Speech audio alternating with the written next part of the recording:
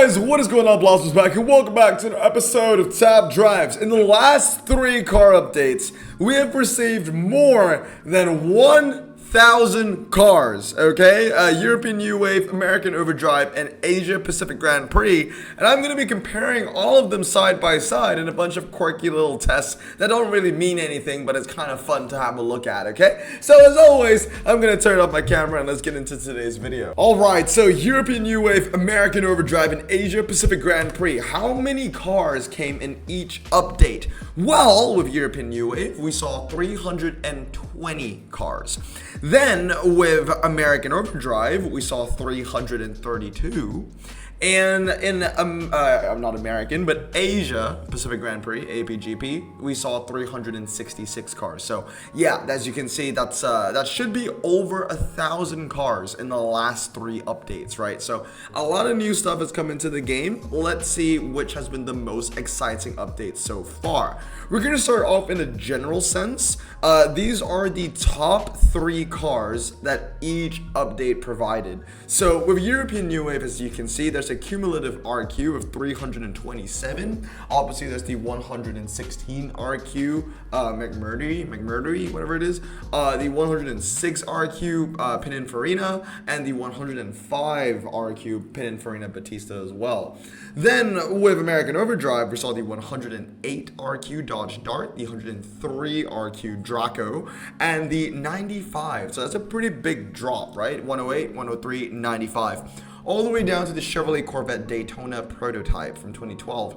And with APGP, we saw the 103 rated Hyundai Genesis, the 101 Genesis PM580, and the Brabham BT62. Shout out to APGP, because out of the 9 cars here, only the Hyundai Genesis is packable from a ceramic pack or just any kind of pack. Everything else is a prize car besides that Hyundai, and that's kind of cool. I think it's kind of nice that, you know, a car like that, you know, that brings so much power to the table is actually applicable, accessible to the masses. Now, moving on, I want to talk about the top 3 standard tire cars from a general standpoint. When I mean general, I mean that, you know, prize cars, non-prize cars, everything is included. Let me know which team you prefer the most, and this could be an ongoing trend for every single category that we'll be looking at for this video. Which team are you on? Are you siding with, like, if you had to choose one, right? Would you be on the team of European New Wave, American Overdrive, or APGP? In my opinion, for this comparison for general standard tires, I would go with APGP, because you got your 4-wheel drive standards that handle just the best. They're also saloons and 5-seaters, which is way up my alley.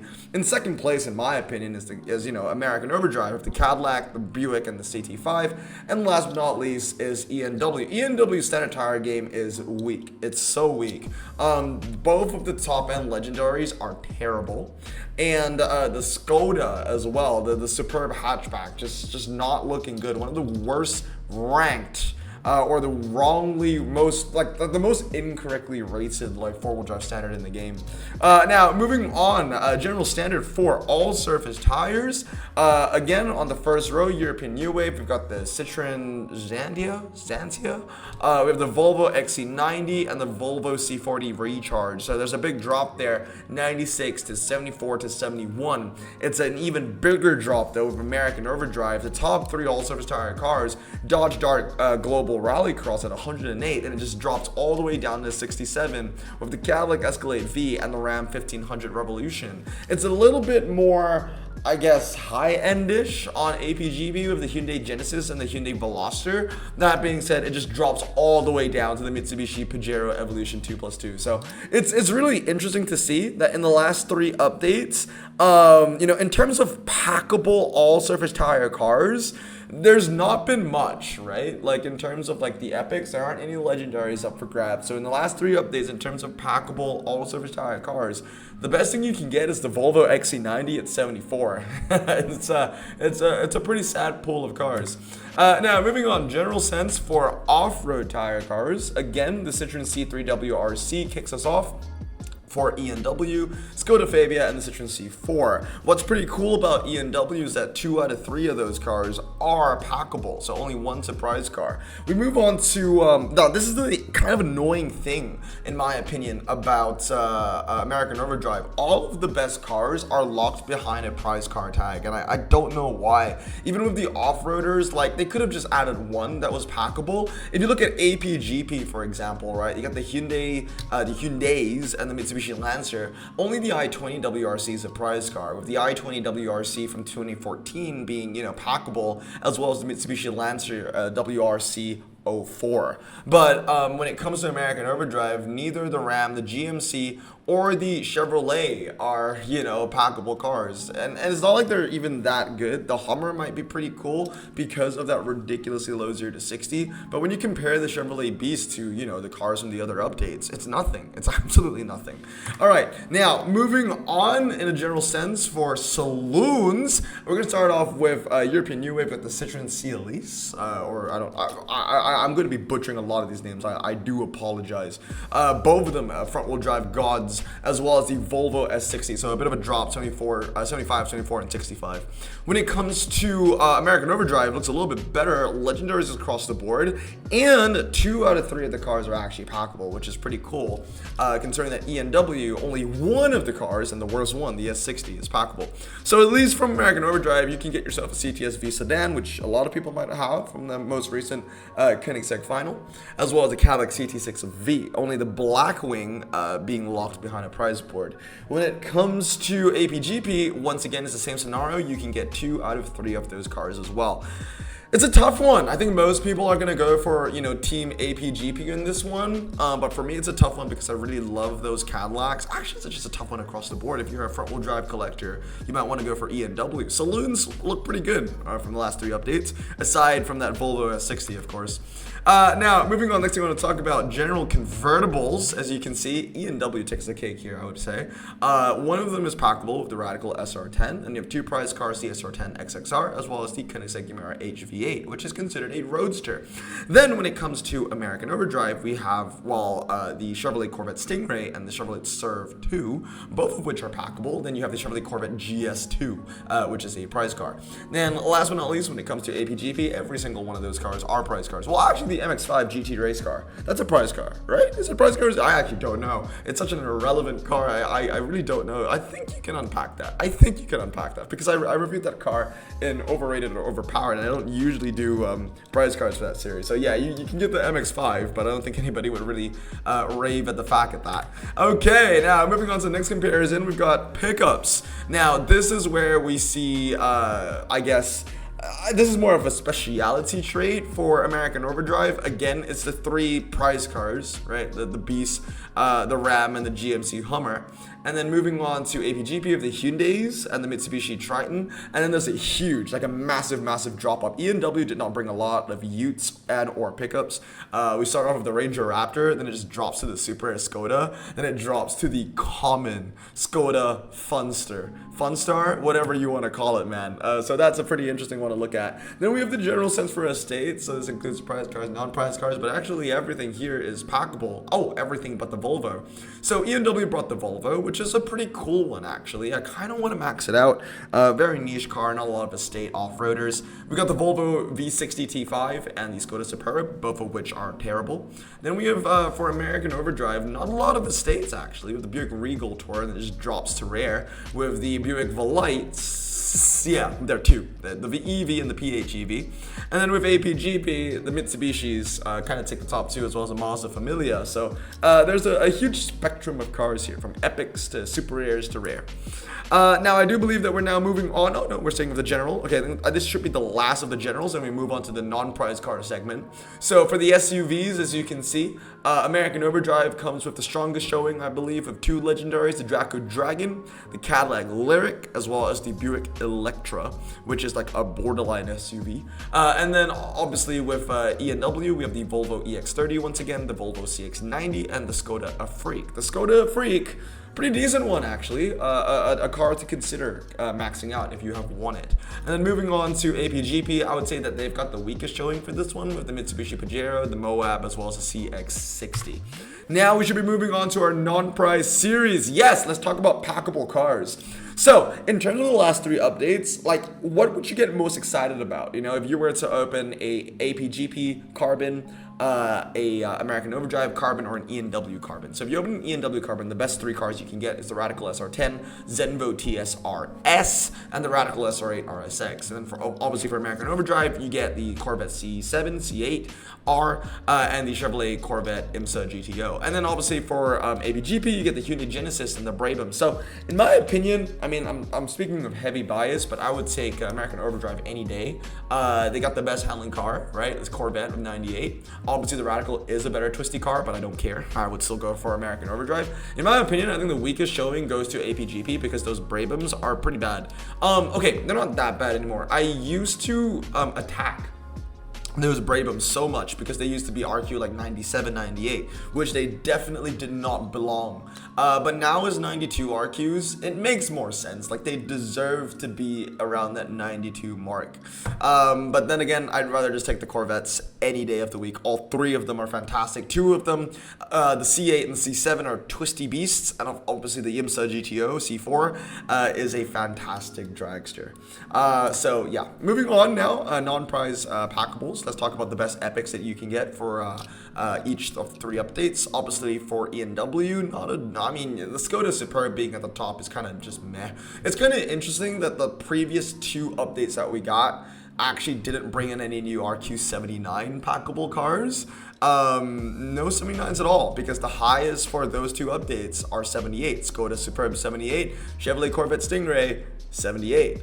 And then the other 2 cars that you can get, the Caterham 7 420 and the Caterham Super 7 for a E&W. And then for American Overdrive, we get the Corvette Z06X and the CT4V. And of course for APGP, we've got a couple of 4-wheel drive cars as well as the Mazda 254i. In my opinion, my favorite batch of cars would also still go to American Overdrive. I would love to, and I just enjoy it. They're all performance tires, they all handle well. One's a saloon with medium ground clearance. It's great. APGP, to be fair, the Mitsubishi also is a saloon with medium ground clearance, but in a dry scenario, the CT4 is taking the win, and I just love that car, right? I'm just speaking out of bias. That's just my opinion, but let me know down in the comments below which one would you pick in general. Now, moving on, non-price packable ultra rares. Coming to E&W, we've got the Skoda Kodiaq, the Volvo S60, and the Volvo XC60, all RQ64, all very boring. And then for American Overdrive, the CT4V, the Camaro, and the Backcountry. Now, those cars aren't the best, they're not Blossom Choice, but the CT4 is actually very good. But they're just so much more fun to look at than, you know, the Skoda and the Volvos and stuff like that. And then for APGP of the Hyundai Klicks, the Mitsubishi Lancer, and the Mazda 626, all 64s. So only American Overdrive doesn't have more than 3 or more RQ64s. They only have 2 that are packable, which is the Camaro and the CT4V. The other 2 updates have, you know, a decent amount of 64s for you to get. Okay, now moving on to packable super rares for E&W, the Skoda Octavia, the Volvo, and the Caterham. So the Caterham is really cool, right? American Overdrive, the Buick Encore, the Dodge Charger, the Ram 2500, and then for APGP, the Hyundai i30N, the Hyundai Lefty Rouge, and the Tucson. I would say the most influential cars, like the ones that make the biggest difference in the game, definitely goes to APGP. The Hyundai Tucson is a fantastic Ocean Beach slalom car. The Hyundai Lefty Rouge is a great, you know, all-rounder. The Hyundai i30 as well as, you know, fantastic handling, but I would say that the best car here goes to the Caterham Super 7 from E&W, so that's pretty cool. Okay, now moving on, I want to talk about Nonprice 2000. So we're going to talk about the top 3 cars from each year. From the 2000s, E&W brings to the Citroen C4, Radical SR8, Radical SR3. Again, from American Overdrive, the Cadillac CTS-V sedan, and the Chevrolet Borrego. So it actually drops. There are not a lot of 2000 cars in the most recent update, right? Only 1 Legend, 2 Epics. And then the Mitsubishi Lancer, Hyundai, and the Evolution WRC wraps up APGP 91, 89, 89. Wow, look at that. A lot of legendaries there. All right, moving on to the 1990s. 90s, we got some big drop again. Not a lot of 1990s representation for packable cars from American Overdrive. We start with Chevrolet Serve 3 Legend, then we drop 2 ranks to the Cadillac Evoque Ultra Rare, then we drop another rank to the Chevrolet Corvette Stingray at Super Rare. Can't say the same for the other 2 updates, which stay epic and above. ENW with the Radicals and the Citroens and the Skodas, and APGP with the Mitsubishis. So yeah, again, another lack of representation, I would say, from American Overdrive. They did not cover the 90s. They did cover the 80s somewhat. Like they have 2 legendaries, right? You can unpack the IMSA as well as the Corvette Indy, but then it just drops to the Dodge Intrepid. For ENW, we've got 2 Ultra Rares and a Super Rare, which are the top 3 1980 packable cars, and non-prize, right? And then obviously from APGP, you've got the Mazda 757, the Mazda 717, and the Mazda 254. So I think, consistently speaking, in terms of like the highest rated stuff across the board, APGP definitely is very, very strong and very versatile across all fronts. Now, moving on to non-price pre-80. So 1979 all the way till the beginning of time. ENW brought the Bizzarini, the Skoda, and the 200 RS. American Overdrive brought the Chevrolet Serve 2, the Chevrolet Serve 1, and the Chevrolet Astro, so S, A, and B. And last but not least, I would say that, I kind of jinxed APGP a bit because they've been so consistent with bringing higher ranking cars across all niches. I think this is the first time they've actually kind of dropped the ball with 1 Ultra, 1 Super, and 1 Rare, going down to the Mitsubishi Colt Galant GTO MR. Okay, now moving on to non-price low ground clearance epic performance. I'm just like having fun with the filters at this point. So in terms of like low ground clearance epic performance tire cars, ENW only brought 2 cars, both the Caterhams. That's it. American Overdrive brought 10, so you can get all these Corvettes that look all so pretty, and APGP brought 6 within the niche, including the Mitsubishi i-MiEV, the Hyundai N-Vision 74, as well as the Mitsubishi Eclipse Rally Art. Moving on to even more interesting little stats, let's talk about rear-wheel drive standard. This is where American Overdrive kind of is really heavily represented, as you can see here. So there are 34 cars in total for ENW. The top 3 includes the Caterham, the Volvo, and the Caterham again. But look at this, man. 70 rear-wheel drive standard tire cars representing American Overdrive. And it's not a good look, right? Because the 3rd place car is RQ58. That means that the other following, 66 cars are RQ58 and below. So that's a lot of low-end garbage, basically. And the top 2 goes to the CT4 and the CT5. And of course, last but not least, APGP brought 27 rear-wheel drive standard tire cars, with the top 3 going to the Hyundai Genesis, the B4 V6, and the Hyundai Ioniq 677. Moving on to another interesting niche, non-prize medium ground clearance performance tire cars. ENW, again, consistent, but starting off with a pretty low rarity with Ultra Rare. 64, 62, 61, all represented by Volvo. And then you have American Overdrive represented by Cadillac with the CT6V, Blackwing, and ATS-V sedan. So honestly, like, this is like the city streets update, it's the dry city streets update. I would say that APGP was like the wet city streets update, and then like American Overdrive was the dry city streets update. So 42 cars, right, for American Overdrive, for medium ground clearance performance. And as you can see, the bulk of the cars came from APGP. 70 cars that are, performance tires and medium ground clearance, with the top 3 being the RQ87 Lancer, 79 Evolution 10, and the 78 Evolution 10 GSR FQ as well. Okay, now moving on to the next niche. This is an interesting one. Non-prize cars, low ground clearance, 4-wheel drive performance. ENW had nothing. Nothing at all. 0. Not a single low ground clearance 4-wheel drive non-prize from that update.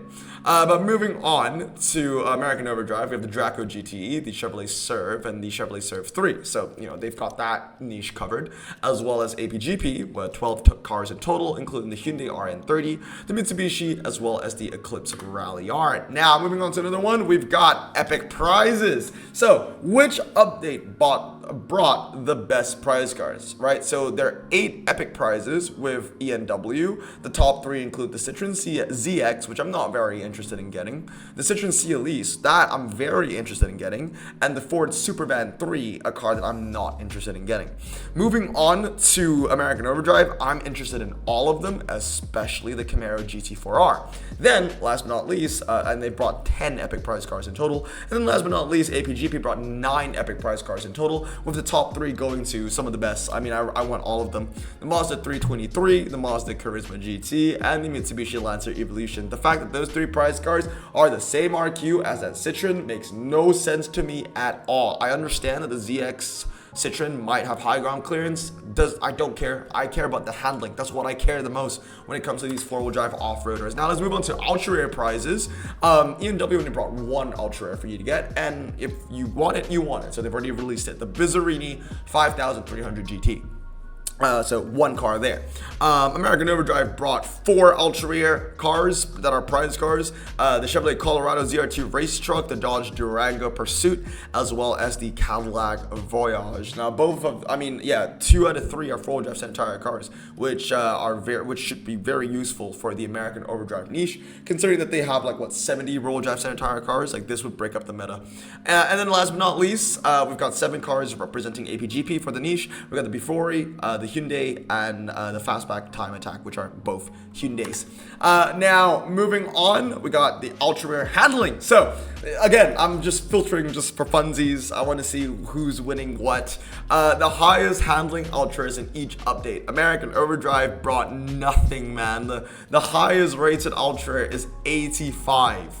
In terms of non-prize. I think I'm actually including prize cars, I believe.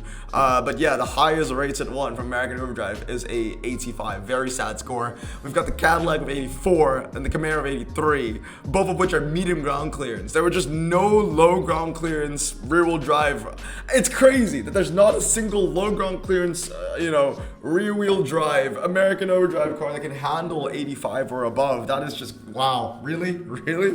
And then let's talk about ENW. It's a good showing, right? 92 of the Citroen, 86 with the Caterham, and 86 with the Citroen again. And last but not least, APGP brought the Mazda and both the Hyundais with 90, 88, and 86. I think the next one should be 0 to 60 for epics. Yes, it is. So the lowest 0 to 60s, obviously this is an American specialty, so American Overdrive has the lowest of the 0 to 60, so that's on brand. 3 seconds for all 3 cars. Chevrolet Corvette, Challenger drag race package, and the GMC Hummer. The fact that the GMC Hummer is there is absurd. ENW had 3.6, 3.7, 3.8, and APGP had 3.3, 3.8, and 3.9, but that Mazda has bonkers MRA. Anyway, guys, that's gonna be it for today. Those are all my tiny little comparisons between each 3 of the updates. I'm not trying to say one update is better than the other. I'm gonna leave that up for you guys to decide, whichever one that you prefer. Just wanted to give you guys a nice little perspective of what each update brings to the table. And it's really clear to see that some updates are stronger in some niches than others, and overall it's pretty balanced in my opinion. But anyway, guys, that's going to be it for today.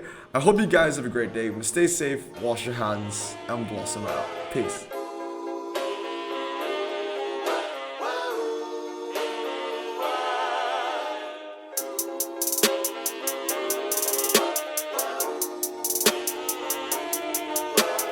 Bro, this song just makes me so happy. Me too.